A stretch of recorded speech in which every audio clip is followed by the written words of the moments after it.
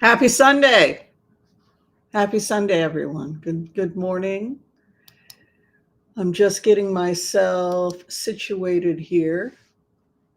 Thank you for joining us. Let's see what's going on here. Everybody having a good Sunday? Yeah? You all had a good schloof. You all had good dreams last night. I got up at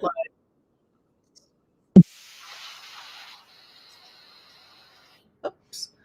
What was I going to say? Yeah, I got up early and then I went right back to sleep. So there you go. That is, I got up at like 3:34, which I do. And then I think, well, gosh darn it, maybe I should do an early bird tarot reading. And then I sat there thinking, what would be the point? Because everybody's meeting me on Sunday for the Sunday show. We always have the big show on Sunday. So if I get up early, people will think, why is she here early? She's supposed to be doing the big show in a couple of hours, right? Hi, Wendy. Hi, Paula Shell. Snell.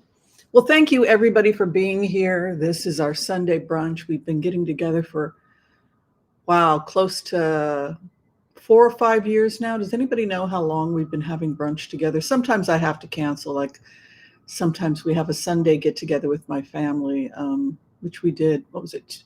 Was it last week or the week before? I had a family. So, God willing, if I'm free and you're free, that's what we do. We have brunch. We have a brand new member, and so I'd like you all to welcome. Oh, no, it's John Weber. He's back again. My beautiful friend, John Weber, Fairies and Angels. Thank you so much for your love and support, John. Excuse me. Well, the Super Bowl is today.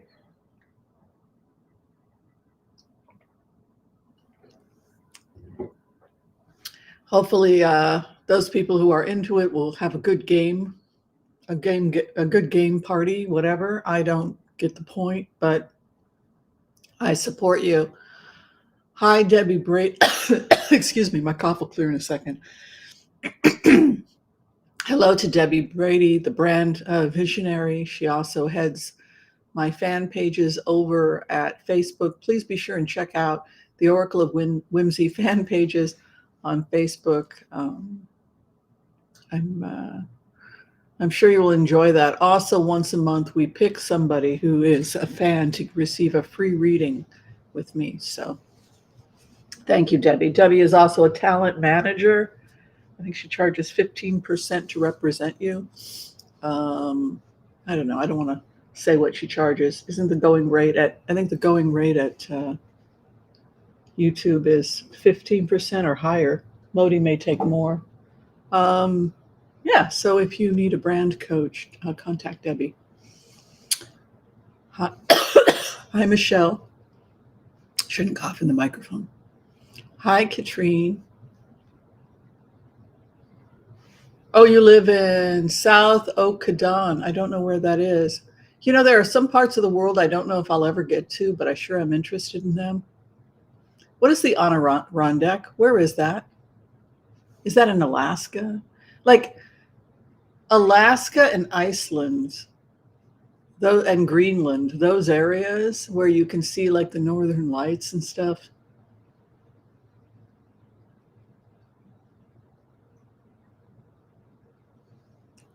Places that other people don't think about going. Nova Scotia. Because of Anne of Green Gables. You know, you really want to just see Nova Scotia. Those Scottish people who made a life for themselves in Nova Scotia. And it's so windy, they have to use special pulleys to keep the houses from blowing away. Yeah, I'd like to see that part of the world. Joel Tilson is here. He is the official floor director for our show. Give it up to the incredible Joel Tilson from beautiful, I believe it's Cheyenne, Wyoming. He's a beautiful person, and I very much appreciate seeing Joel every day when I come on. He doesn't have to be here, but he's here, and boy, do I appreciate him. He will make sure that all of you are heard and seen, and for that we are just so grateful that there are people in this world like Joel Tilson that are called to make sure that everyone is heard and seen, and that is why he is here. And of course, Debbie Brady, here to make sure that everyone is heard and seen, respected, and allowed to be the beautiful artists that they were meant to be. Hello, Ann Dillon. Great to see you. I think we should do the empath prayer, and we should put ourselves in some white light protection. I see that we've already raised money for Feeding America. We started this fundraiser, I think it was a couple of months ago. This was to stop hunger in the United States. We often will see it in the wintertime. I think we started this in the fall. So give yourselves a round of applause if you did contribute to the anti-hunger program that we ran. We've raised $7,572 to feed the hungry. So if you find any part of our brunch get together entertaining, please think about donating to feedamerica.org. I also want to say, if you're trying to get in for a reading with me, there were some glitches with Booksy. I do apologize for that. I got a better link for the Booksy. Those are telemedicine and phone consultations with me. It's pretty easy. You just click on the Booksy and do it that way. It was a little disorganized. If you don't have the time or the money for the full readings, then I would check out Wizio. And usually within a week, I can get your answer back to you. And that's a pre-taped 5-minute answer. I think it runs something like $30, so it's very affordable. So that everybody can afford a reading. Also, you can always join for $2.99 a month. And then we have free group readings once a week. So there's plenty of ways to get access to me, and you don't have to be rich. I really work at that. I want to be able to be comfortable, pay my bills. I'm not a rich person. I have a studio. I live frugally, but I try to do my job to the best of my ability with the highest ethics. But I can't reconcile not making myself available to people financially. So I try to do both, and hopefully I've been able to do that for you so that everybody can afford to see me. Okay, let's go ahead. It's time, I guess. We've got 127 people here. Let's do the empath prayer. Take a sip of water first. Yeah, if you could like, share, subscribe, or be a member, that would be awesome. Thank you. And if you know the empath prayer, please join me. It is a universal prayer for empaths. It is owned by nobody. Nobody possesses it. It is a gift from the universe. It's been created by our collective, and we give it to you freely to do with change as you see fit and to republish, because it is owned by no one. It is owned by the collective and given to the collective. And so with grace, let us do the empath prayer.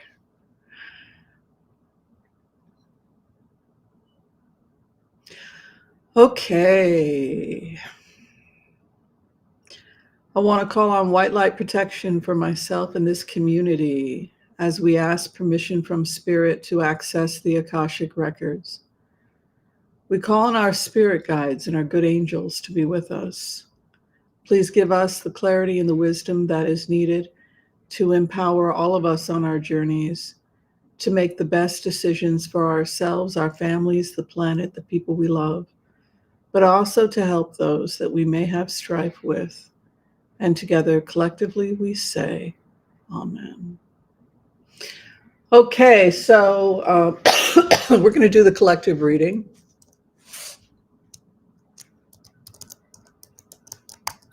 And I'm going to grab notes because I took notes from the collective, because the collective was really very advice-oriented this week.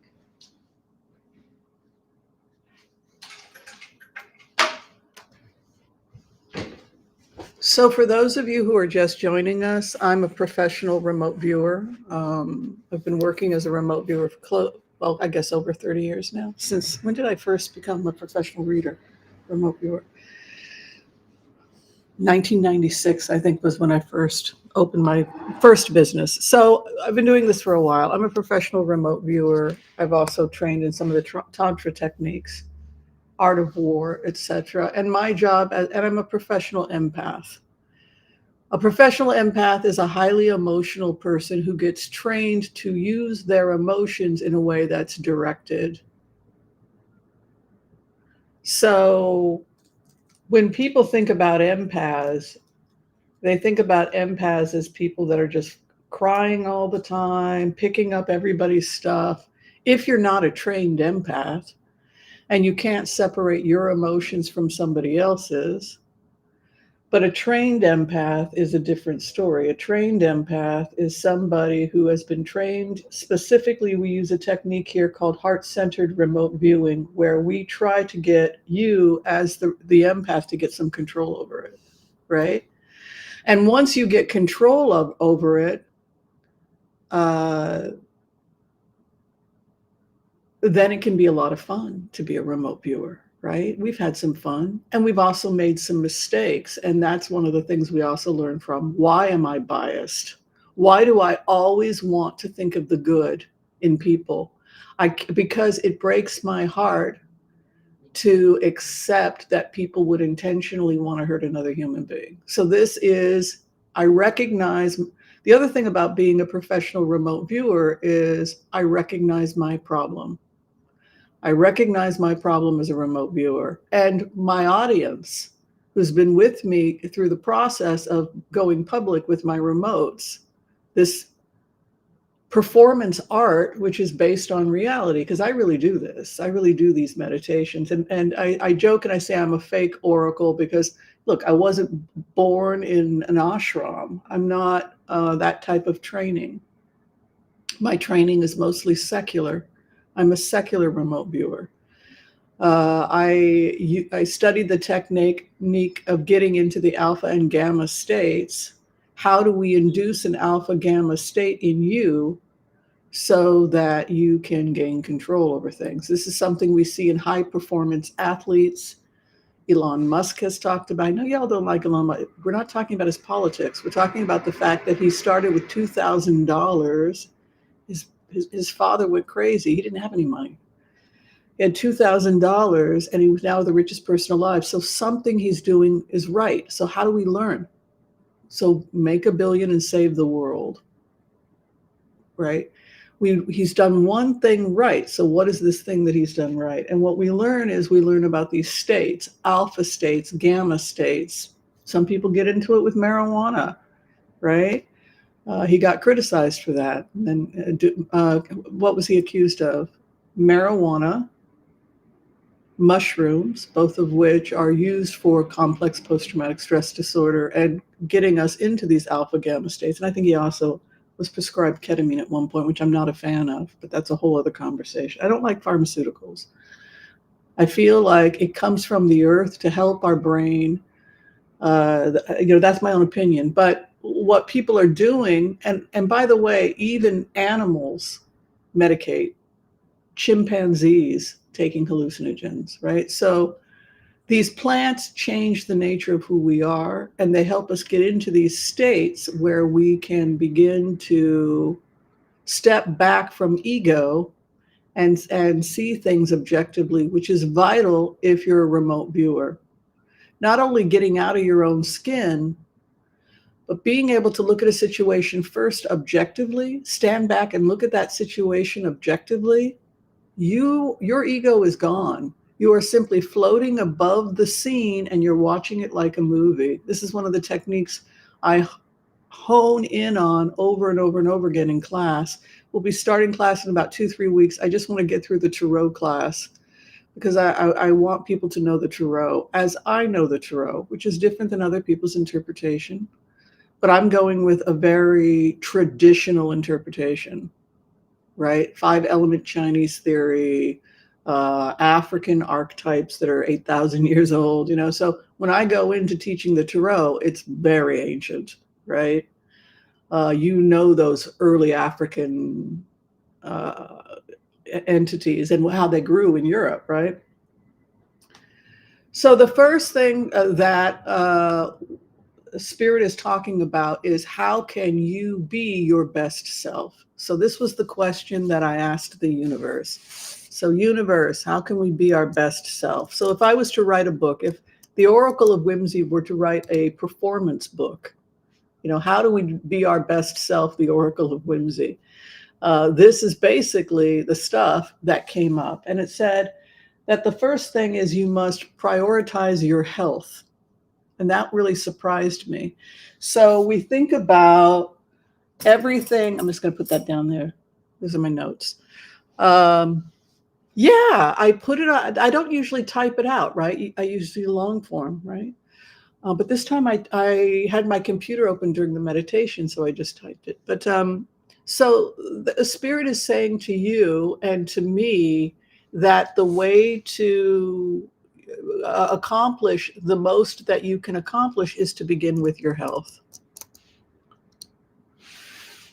So an example would be an ambulance, right? You have this amazing ambulance that's been decked out with, like the French ambulances where they bring the hospital to you, right? They've got like a fully functioning hospital inside the ambulance, right? You, when you enter this incarnation, are like that ambulance, right? You've landed, you're here, and you're here to do a job, right? Which is, we've talked about this from Kabbalistic perspective.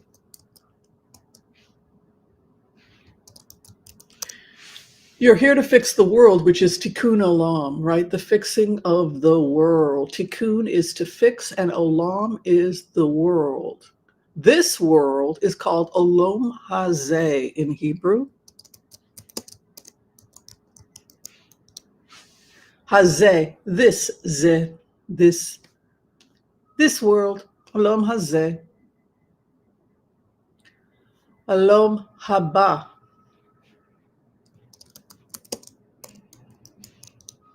Olam haba, the world to come. Ba, come. Boy, come. Oh, right? So we have this world, which is Olam hazeh, this world. And we have Olam haba, that world, the world to come. And we are here in the middle, right?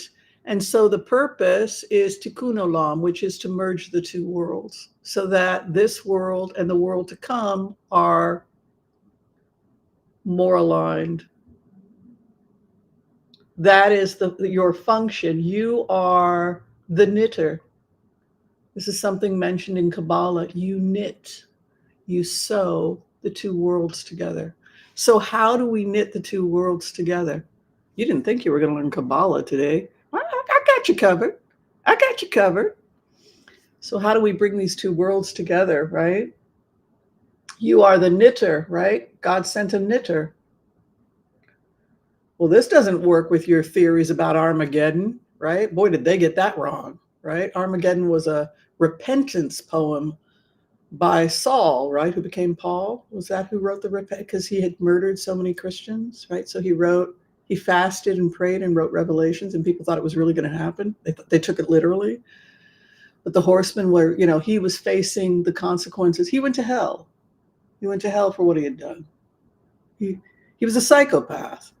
He was a cured psychopath. That's kind of how you look at Saul, Paul, right? When you think about the mental state you would have to be in to slaughter women and children, and then the mental state you would have to be in to realize I've murdered women and children, good people, right? But no, the spiritual purpose of Earth is to knit the two worlds, Olam haba and Olam hazeh, which is the tikkun olam, which is the fixing of the world. So, how are you going to do that? You start with your health. You do a health checkup every day.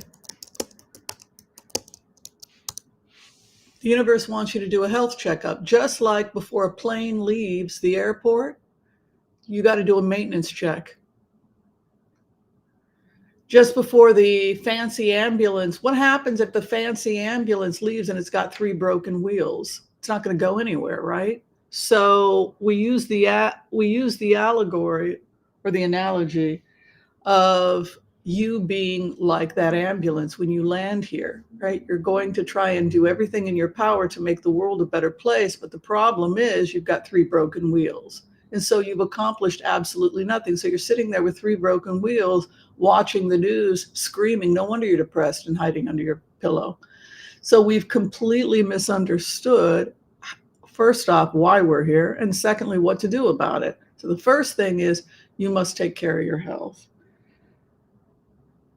So when we talk about health, when Spirit talks about health, just checking my notes, they're talking about healthy dynamics, right? So the dynamics that you have with yourself. Did you eat a good breakfast? Did you sleep properly? Did you abstain from using substances that are harmful to your system? Did you get clean air?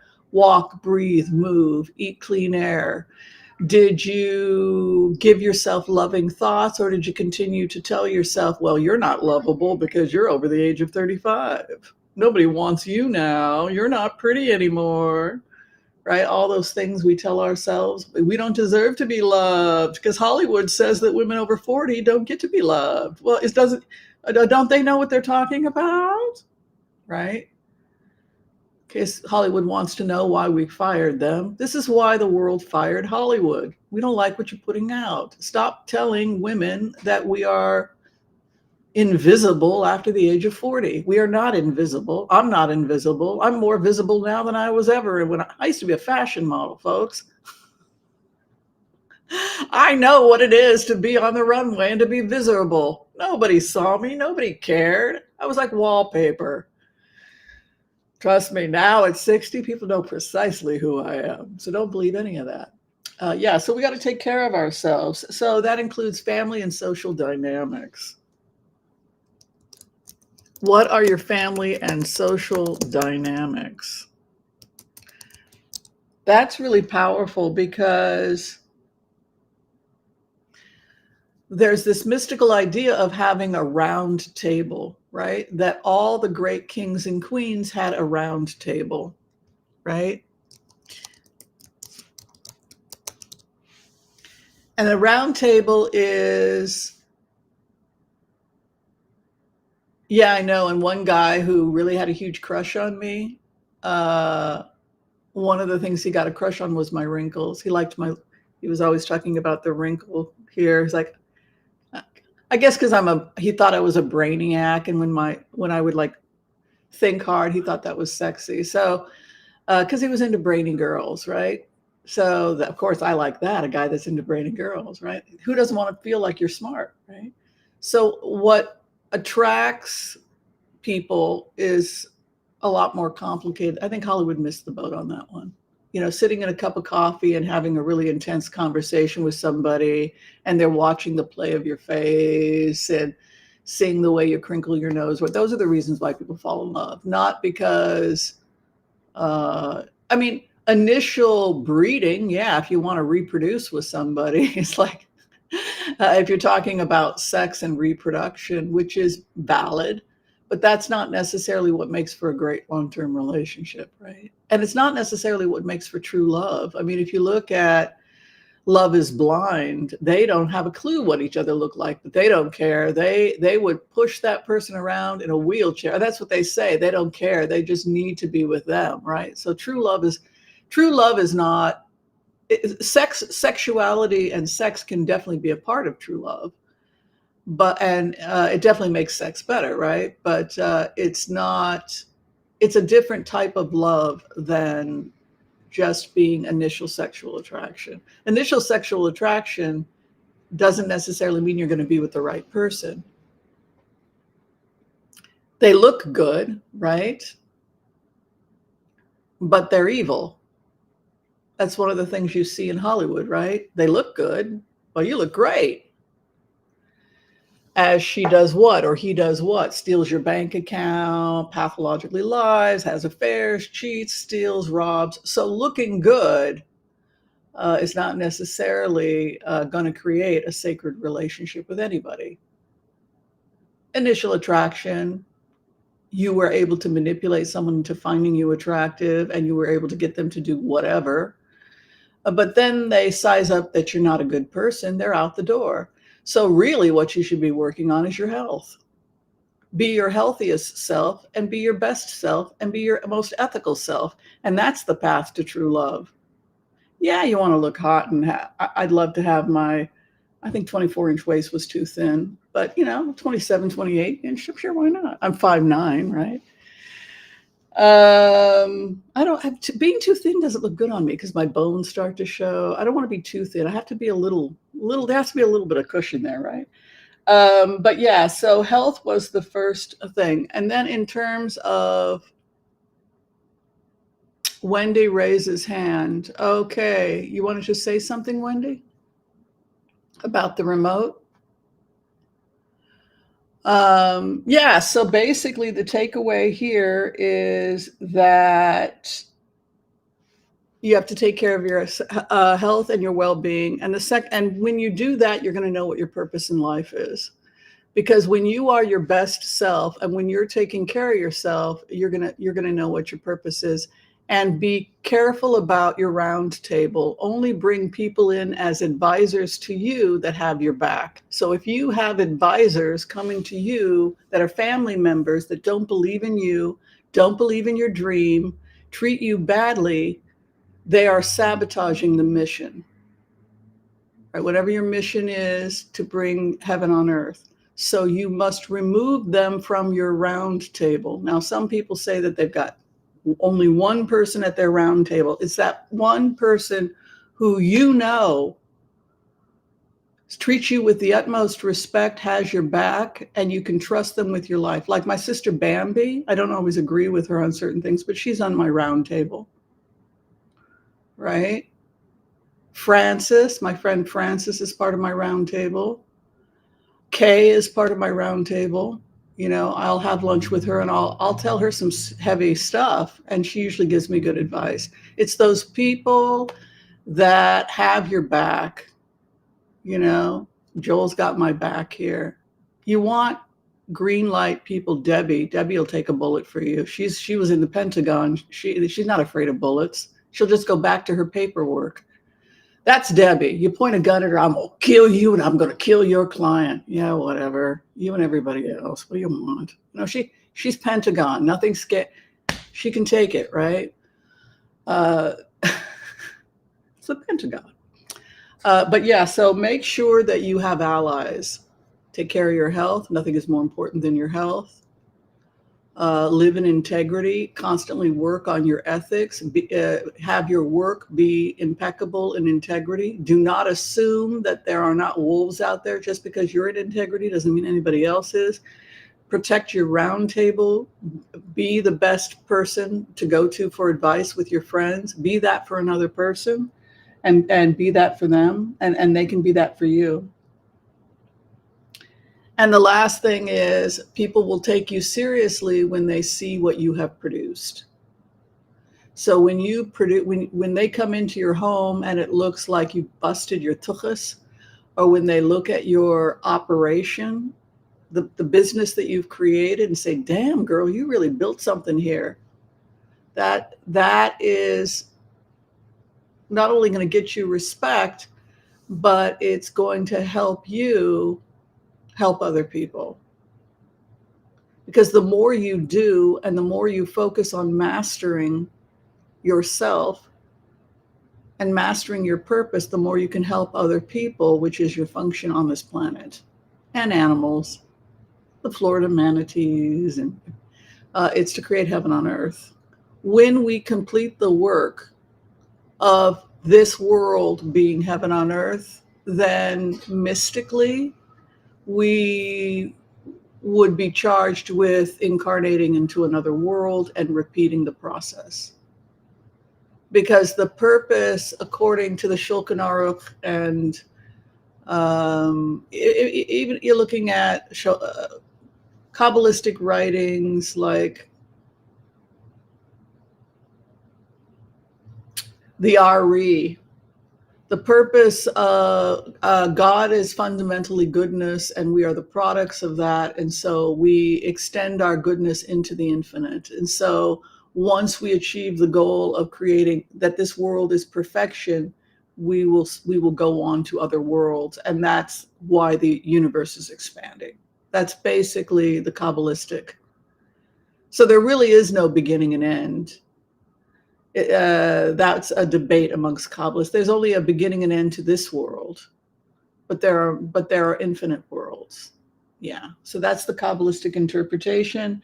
And and the last thing is don't lose your heart. Don't lose your heart in the process. Just because you're disciplined and taking care of your health and serving the world, and you've got a round table and you're building your kingdom, don't lose your heart, because part of the beauty of being an artist is creating a safe space where you can express your true emotional self. And so creating safe spaces to be emotional is also our function. Love, emotion, pain, all these things are part of being human, and we must not sacrifice our hearts in the process. Lead with your heart. Yeah.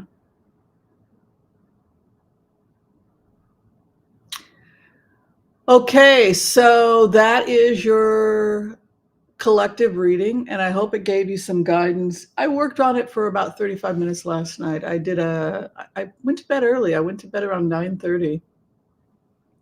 And I felt like the remote was so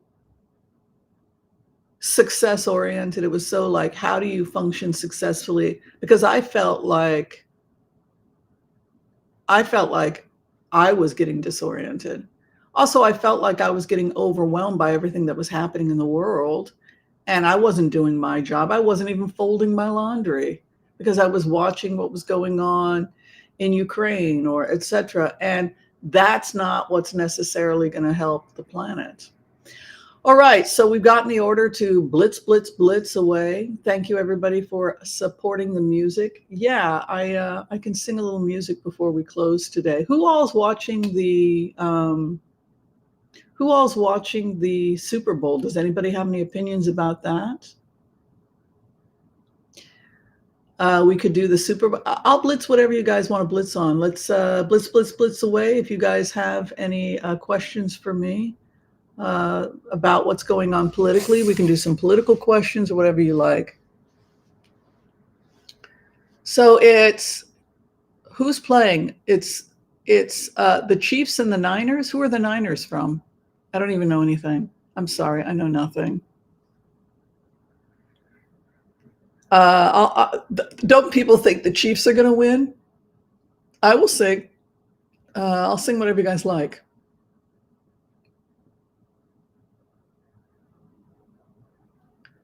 Gambling? Oh, we're not betting. We're just looking at, San Francisco 49ers. Okay, so we're going to look at the cards for the San Francisco 49ers first. Okay. And the Chiefs are Kansas City Chiefs. Okay, I got it. Kansas City, Missouri, or Kansas City, Kansas? See how little I know?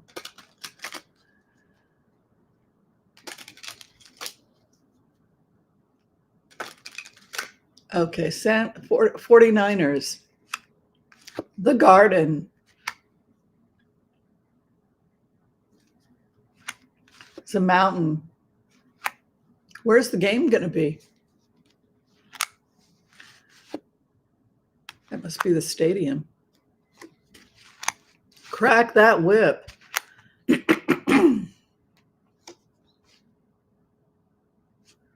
Whoa, it's going to be a crazy game. I can tell you that right now. There's going to be a lot of mind games. There's going to be a lot of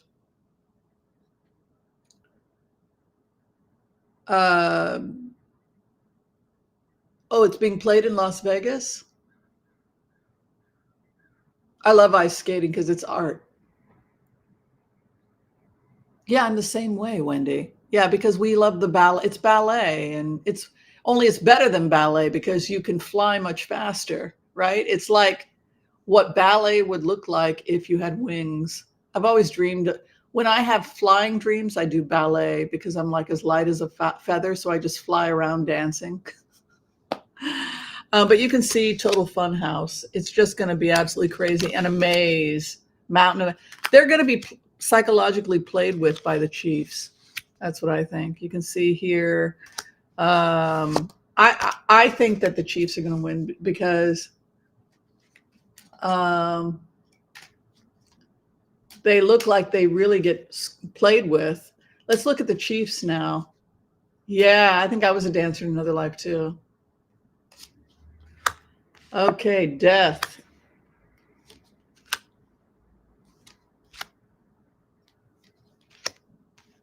I'm going to do again because that looked terrible.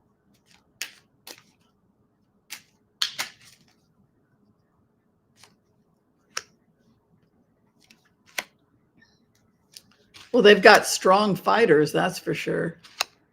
Yeah, I think the Chiefs are going to win.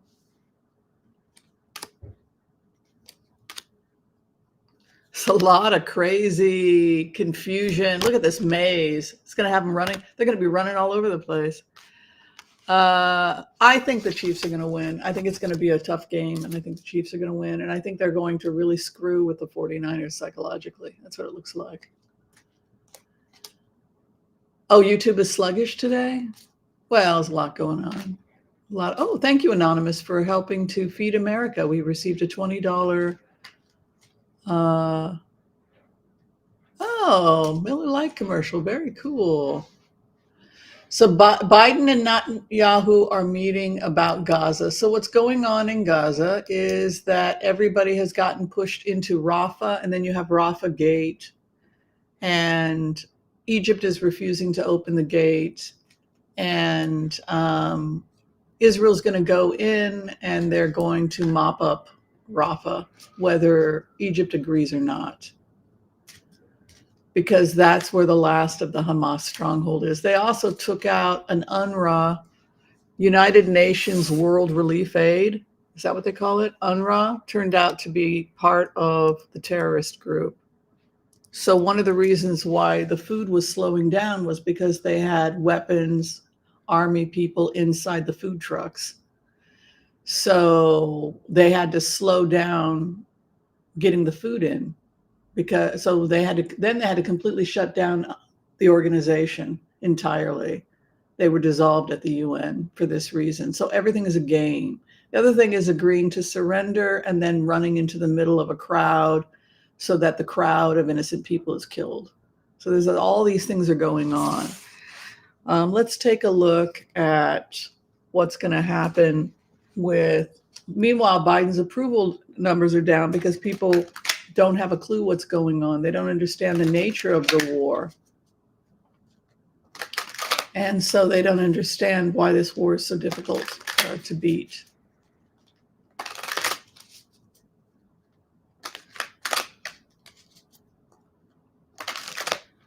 All right, the war in Gaza.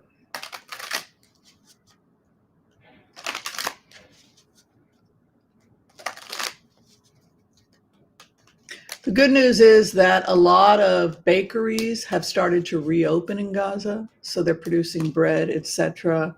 So one of the things that have happened is they've gotten the food production is starting to open up again. So now there's 12 bakeries operating in the area. The fighting continues, 501s, but you can see intellectually they're trying to hammer out an agreement. They want this done by March, and part of that is because they want to begin the rebuild. We've talked about the rebuild. We've talked about how the private sector and the Arab Accords and Israel will work on a rebuild similar to what we saw with the rebuild of Germany and Japan after World War II, right? So the wish has been granted of the world. The world is going to come in and rebuild, not to displace the people of Gaza, but to care for them and to build a country for them that they deserve, and not to be held hostage by Iran or terrorist groups, which you can see the whole entire world coming to help Gaza once we get rid of Hamas, because they don't deserve Hamas. They deserve what the rest of us deserve, right? A normal functioning society. The police, the military is right over Gaza. What is below? The prosperity of Gaza. This is a place that should be wealthy. It should be wealthy. They're leaving. People are leaving. We have this event, and then we're going towards strong female leadership, the Queen of Wands, territorial queen, right? She's territorial.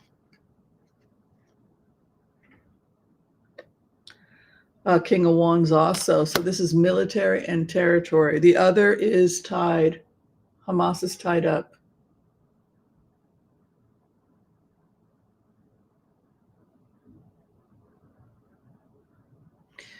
Well, he's supposed to say that. Meanwhile, he supports the whole thing. Hopes and fears is the financial investments. And then the final outcome is refusal to agree. So Hamas doesn't agree. See, this is the thing. When you look at least amount of deaths calculated, I've done this, by the way, and I sent it to Elon Musk and the Israeli Defense Forces, because everybody was calculating it, including Elon Musk probably. And so I sent my data and said, could you recheck my data? I've been working on this all day. Could you please, Mr. Musk, and I sent it to the War Cabinet, could you please work on my data? Because I'm just a civilian, but y'all told me if I had something to send it to you. Number one was to get to ceasefire as fast as they could. Number two was to exchange hostages. Number three was to agree that a host country would take Hamas. Just leave. Go to Algeria, have a nice life in Tunisia, right? And then four was to begin to implement Oasis Protocol, which was the rebuild and retraining and re-education. And number five was that they could seek out legal prosecution of Hamas internationally after they were gone.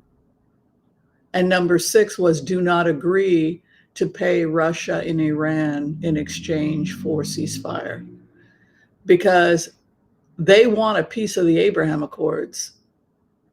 Iran does, and so does Putin. But if we give it to them, they will just use the money to rearm, and then the war would never end.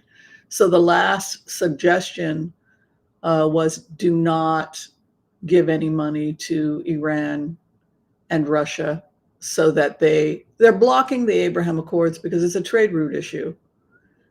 So what happens? So Putin goes to Saudi Arabia. The president of Iran goes to Saudi Arabia to negotiate what? They're negotiating, if you give us money, we'll stop the war and we'll let you have the Abraham Accords. It's tempting, right, to just give them the money? But what's the problem with that? You give them the money, then they rearm, and then this time they do take us out. 150,000 Hezbollah fighters amassed in Syria and Lebanon because of the actions of Donald Trump. And for some bizarre reason, the Trump people don't understand this, because they're too busy focusing on the precious American embassy being based in Jerusalem. Precious, precious, precious. And so Putin, who's a great observer of people, understood that it was precious, precious. And so while they're obsessing about something which will do nothing to secure Israel, he's pulling all these troops out of the area. So Israel now becomes a sitting duck to who? Iran. Their proxy army Hezbollah moves in, and now we're so terrorized by Israel. I'm an Israeli. We're so terrorized that 70,000 people have evacuated from the northern border. So who did that to us? Trump. Trump did this to us. Do you understand that? People who support Trump, that think that he's good for Israel, do you not understand that everything that's happening right now is because of Trump and Putin's policy of pulling U.S. troops out of the Middle East to open up trade for Iran and Russia? And this whole entire thing was trade related. We went into this almost 5 years now that Putin was angry. He couldn't get his trade out. His ally is Iran and Syria. He worked with Trump to get US troops out of the area, which led to the massacre of the Kurds. And now Israel's being surrounded by 150 Hezbollah fighters and 150 long-range missiles, medium and long range, right?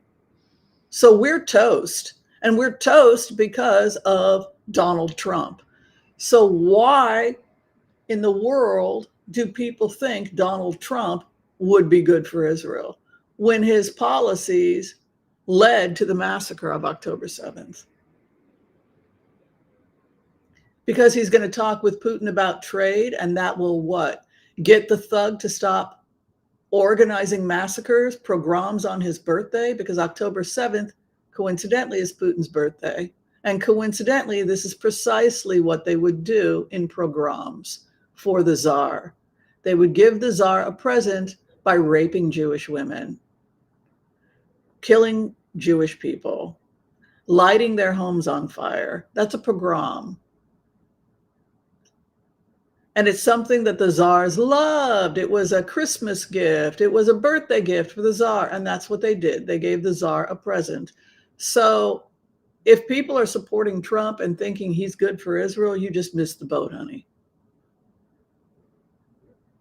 Biden is what's best for Israel. He's in touch with reality. He hasn't been sold out by Russia, Syria, or Iran. And he's going to do what's best to stabilize the area. But I can tell you right now, based on these cards, that Hamas is a death cult. They think the best thing that they can do is die killing Jewish people. And so for them, there doesn't appear to be an incentive other than to live to fight another day. But for right now, Four of Cups stands over the issue. The final outcome, the sun comes out. It's not sustainable. Most people want to live. Most people are not as crazy as Hamas. It only makes up, 4% of the general population is this crazy. How long can you try and convince 96% of the people to go along with this crazy? And so, no, it will end. And I believe that the rebuild will happen, the rebuild of Gaza. I believe it's going to be similar to the new deal, the deal we had with Japan and Germany. And I think that as a result of that, if we do that, and I believe we will, Gaza is going to be a beautiful country, right? But unfortunately, you cannot negotiate with Hamas. And so they have to go. And they're not agreeing to leave. So unfortunately, it means we have no choice. They won't leave, and they're crazy. And they were, now it's coming out that they were kidnapping Gazan women as sex slaves and forcing marriage to incentivize the Hamas fighters. They were kidnapping Gazan women. So this is now, Gazan women are ashamed to admit it, that their daughters, that's rape, that's not marriage. So that's now starting to come out. But you're living in a very conservative society where people are going to be afraid to say that their daughter is in a forced marriage with a Hamas fighter, or that your parents pressured you into it against your will. And now you're stuck with your children being held hostage by an abusive husband, and he's firing rockets on the Israelis, and you and your kids are going to get killed, and the Israelis are going to get blamed, rather than your psychopathic, drugged out, they're on drugs too, drugged out husband that you were forced to marry. So that's a more accurate description of what life is like for the average civilian in Gaza. All right, so the next question is coming from Joel. He wants to know about Haley and her husband being deployed. That horrible man serving his country.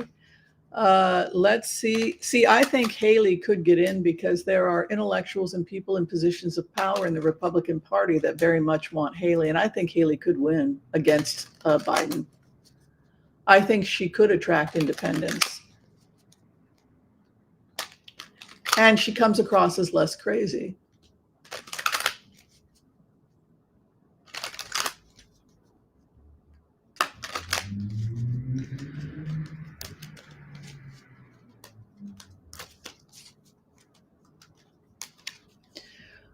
Okay, Haley, heartbreak and addiction. I just feel the first thing we talked about today when we asked spirit to take over our lives, like that was last night when I was meditating. It's like, just take over my life, God, universe, whatever. What do you want me to do? Because I feel so overwhelmed. I mean, I don't want to get out of bed. Take care of your health. Take care of you. Focus on, did you exercise? Did you eat a good breakfast? Did you, take care of you? You are not going to accomplish anything if you can't get out of bed and brush your teeth and find a reason to live. So it starts with you, right? So what's the problem with Trump? The problem with Trump is that he is incredibly abusive to himself. And so for that reason, how productive is he going to be? You have this 3 of Swords moving in with the devil. I don't think he has a future. I don't think his health can maintain it. The money man is right over Nikki Haley. See, the money is with Nikki Haley. Trump's trapped by Trump's legal problems prevent him from being an effective president.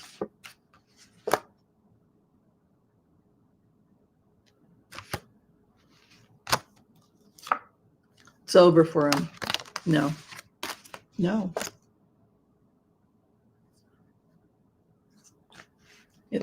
I just can't. I don't see it.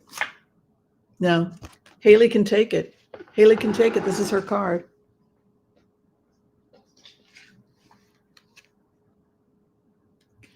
So why does that happen?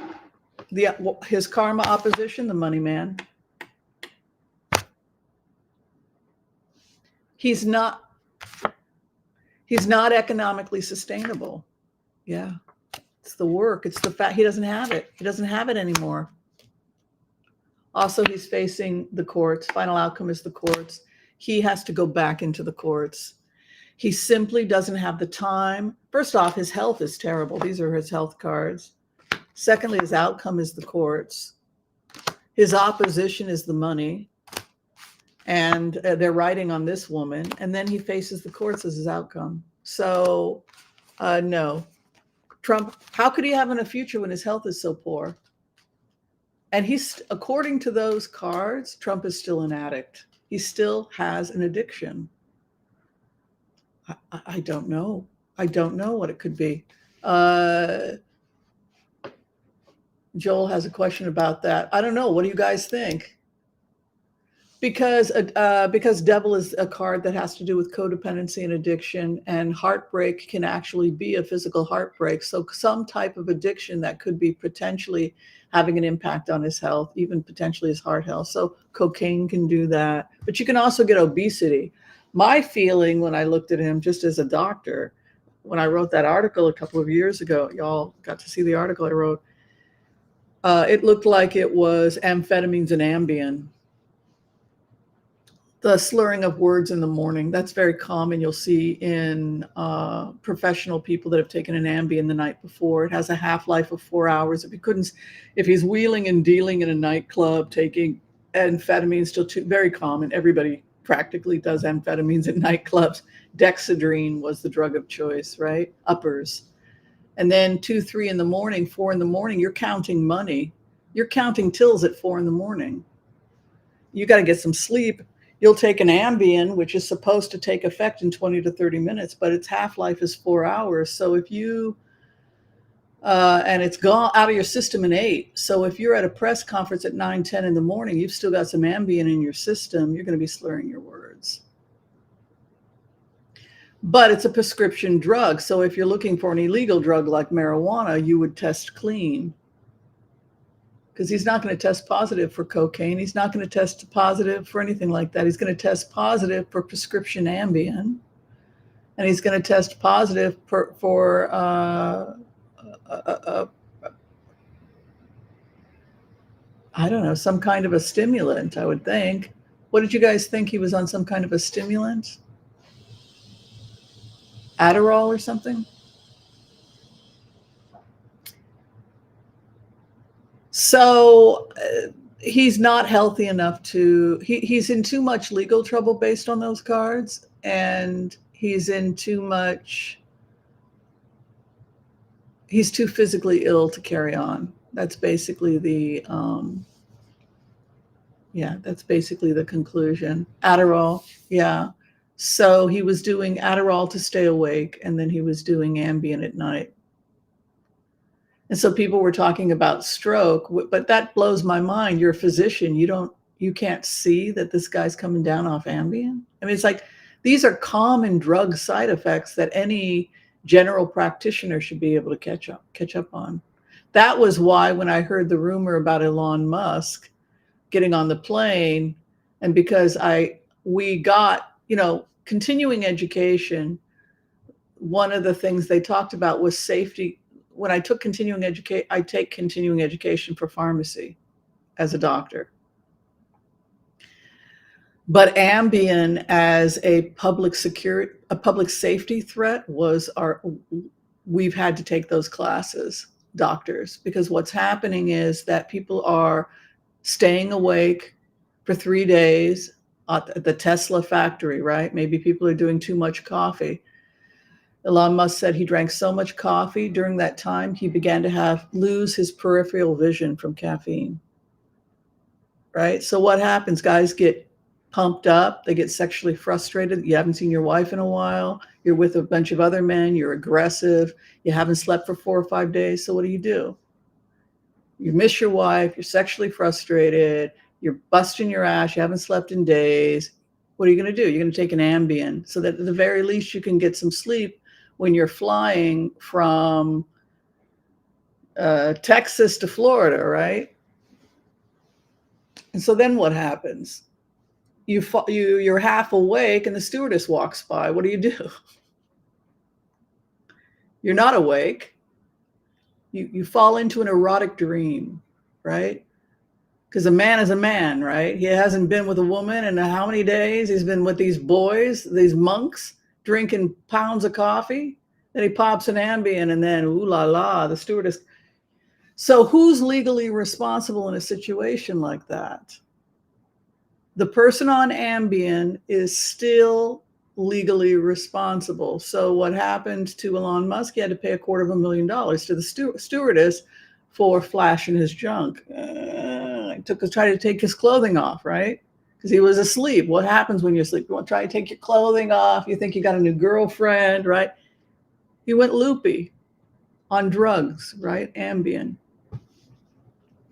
But is that so? Now everybody thinks the guy's a pervert, right? And maybe he is. Who knows? But I don't think so. I think that these drugs are dangerous, and it doesn't matter if you're Tiger Woods and you've driven yourself into. He was on Ambien.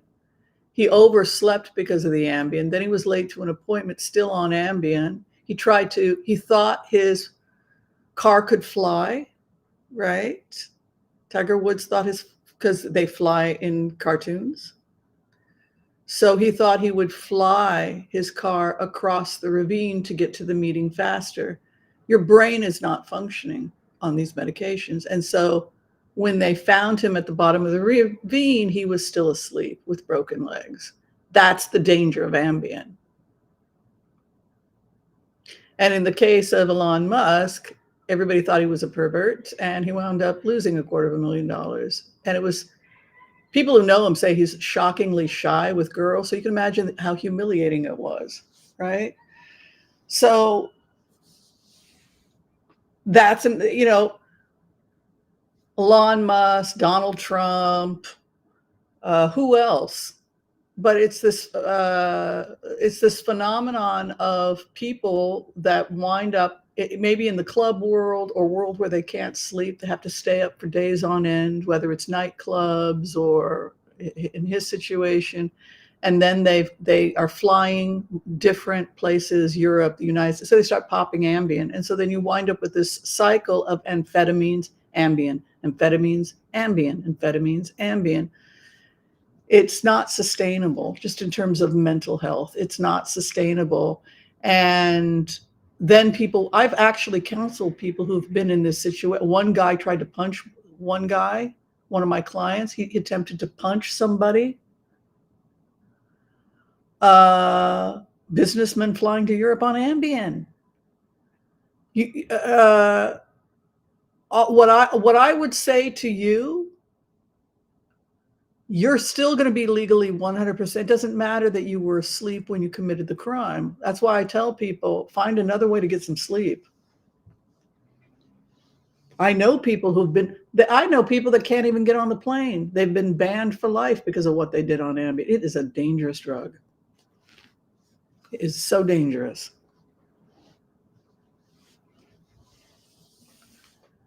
Yeah. That, and the other one that can get you in trouble is the benzodiazepines, particularly if you're mixing those with alcohol. Like Heath Ledger, couldn't sleep. Same thing, high pressure. Then they're 18 hours on a movie set, right? Long days. What do? Amphetamines, right? Adderall, stay focused, got to remember my lines, pressure, pressure, pressure. Then they can't sleep. So what do? They take benzodiazepines or something else, and then they mix it with alcohol. So it's very scary. We'll do one more, and then we're going to close it. Yeah, and well, there's been so many lawsuits, but yeah, when I heard about, I'm a remote viewer, and I put myself in the shoes of people all the time. And when I was connecting with Elon Musk, I found myself on Ambien. I was like, oh my God, you guys got to figure out. I don't know what I would tell them to do. Maybe I know he does transcendental and chanting and stuff. Try that, but there's got to be maybe herbal tea or something. But gabapentin is another one. Well, the benzos are very dangerous. Nikki Haley is going to have a problem with a running mate because any running mate she has cannot be stronger than the president. And that's the problem traditionally when women run, is that their VP has to be less than them, right? It has to be someone that's not going to threaten their authority. So let's take a look at Nikki Haley, and if she's going to replace, I just don't see that. Trump cannot run. Even if he got the nominee, he's in such bad physical shape. I mean, his cards are terrible. Devil with the 3 of Swords. You see my cards. I'm not making stuff up. I show you guys the cards. You're like, no, it's not true. There's a great future for Trump with Devil and 3 of Swords as his. It's like, come on, man. You guys, he's got a problem. She's got heavy. People are taking her more seriously, not less seriously. They think that she can heal the Republican Party, and she's getting more financial interest. Trump is just conflict, all the time conflict. She's picking a male, attempting to heal the nation. She wants to heal the nation, but they think that this would heal the nation. Whoa.